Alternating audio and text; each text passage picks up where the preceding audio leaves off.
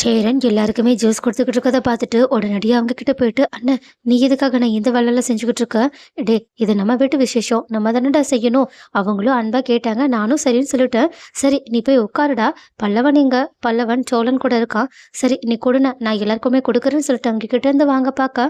ஆனா அவங்களுமே, "வேண்டான்டா, நான் பாத்துக்கிறேன். நீ எதுக்காக? ஏற்கனவே ஏதோ வேலை செஞ்ச மாதிரி டயர்டா இருக்க. ஏதாவது வேலை செஞ்சியா என்னன்னு?" கேட்க, அத என்ன கேட்க விடுண்ணே. அத பத்தி அப்புறமா பேசிக்கலாம். நீ முதல்ல குடுண்ணே. நீயும் ஏன் இவ்ளோ ஈரமா இருக்க? இல்லடா, கிச்சன்ல கொஞ்சம் வேலை. என்ன? கிச்சன்ல போய் வேலை செஞ்சுட்டு இருந்தியா? என்னண்ணே, என்ன இப்படி எல்லாம் பண்ணிக்கிட்டு இருக்க? நீ முதல்ல வா, வந்து உட்காருன்னு அவங்க கையில இருந்து ஜூஸை வாங்கிட்டு அவங்கள சேர்ல உட்கார வச்சு பேசிக்கிட்டு இருக்கா. அப்ப கரெக்டா அங்க வானதியும் அவங்களோட குடும்பத்தோட வர, அதே நேரத்துல கார்த்திகாவும் அவங்களோட குடும்பத்தோட வராங்க.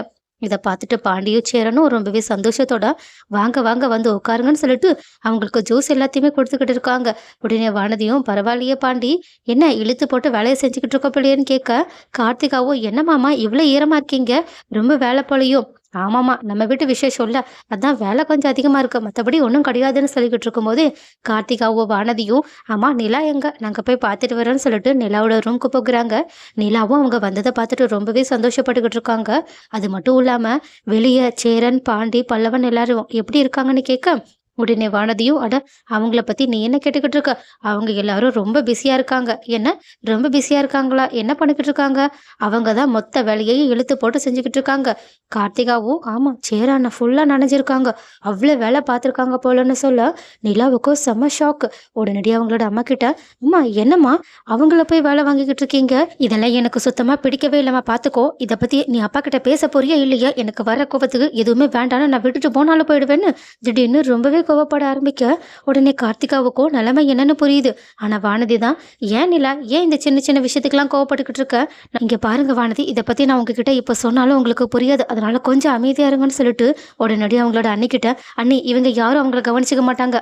அட்லீஸ்ட் நீங்களாவது போய் பாக்குறீங்களா ப்ளீஸ்?" எனக்காகன்னு சொல்ல, உடனடியாக அவங்களோட அண்ணியுமே பாண்டியும் சோழனும் என்ன பண்றாங்கன்னு சொல்லிட்டு பார்த்துக்கிட்டு வராங்க.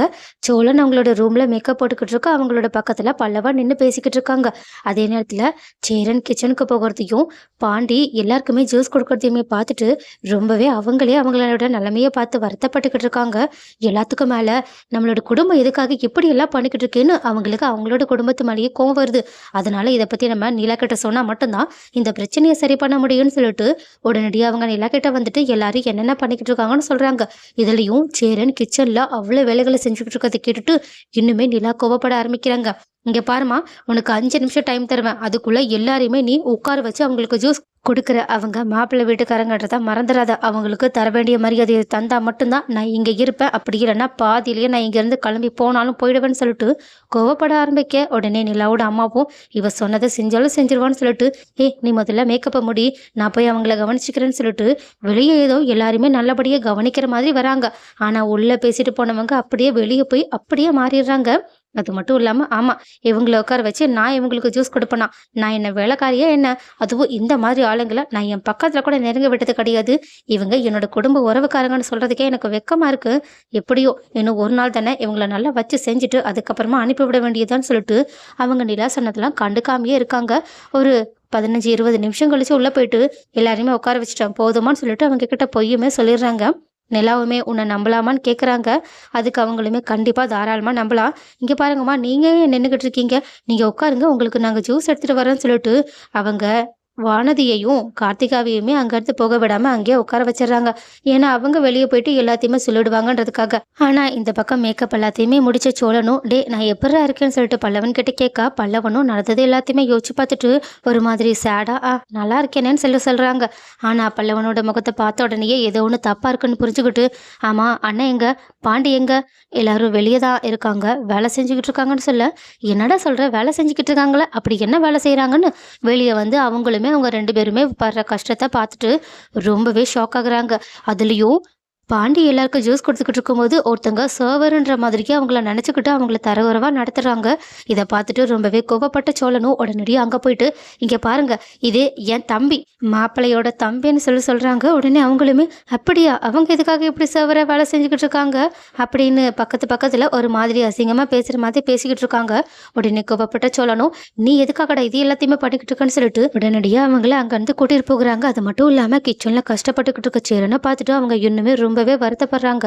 அதனால அவங்களையுமே திட்டி அவங்க அவங்களோட ரூமுக்கு கூட்டிட்டு போக, ஆனா அவங்க அங்க போனதுக்கு அப்புறமா பல்லவன் கிட்ட கோவத்தோட, வெளியே என்ன நடக்குதுன்னு என்கிட்ட சொல்லுவியா மாட்டியாடா? நான் ஏற்கனவே உங்ககிட்ட சொன்னேன்ல, வெளியே ஏதாவது தப்பா நடந்தா என்கிட்ட சொல்லணும்னு. அப்புறம் எதுக்காகடா சொல்லலன்னு சொல்லிட்டு சத்தம் போட்டுக்கிட்டு இருக்கேன். ஆனா சேரனும் புரியாம, இங்க பாரு, யாரும் எங்களை அசிங்கப்படுத்தல, அவமானப்படுத்தல.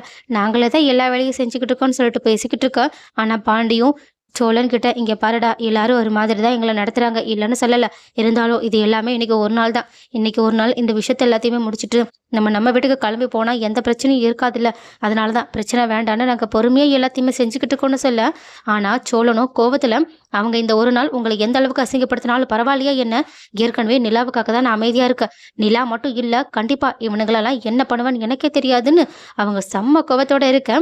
அப்ப கரெக்டா அங்க வந்த நிலாவோட அண்ணனும், என்ன எல்லாரும் ஒரே ரூம்ல சும்மா உட்காந்துக்கிட்டு இருக்கீங்க? வெளியே எவ்வளவு வேலை இருக்கு. மாப்பிள்ள சோழன், நீங்க வேணா இங்க இருங்க, இவங்க எல்லாரையுமே நான் கூட்டிட்டு போகிறேன்னு சொல்ல. உடனே சோழனும், என்ன உங்களுக்கு காசு பணம் குறைவா இருக்குன்னா எங்ககிட்ட கேளுங்க. வேலைக்காரங்க வேணும்னா நான் அரேஞ்ச் பண்ணி தரேன். தேவையில்லாம என் அண்ணனையும் என் தம்பியையும் வேலைக்காரங்களை ஆக்குற வேலையை வச்சுக்காதீங்கன்னு சொல்ல.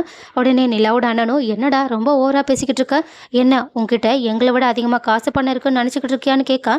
அதுக்கு சோழனும், காசு பணம் கம்மியாவே இருந்தாலும் உங்களை மாதிரி கஞ்சத்தனத்தோட இருக்க மாட்டோம்.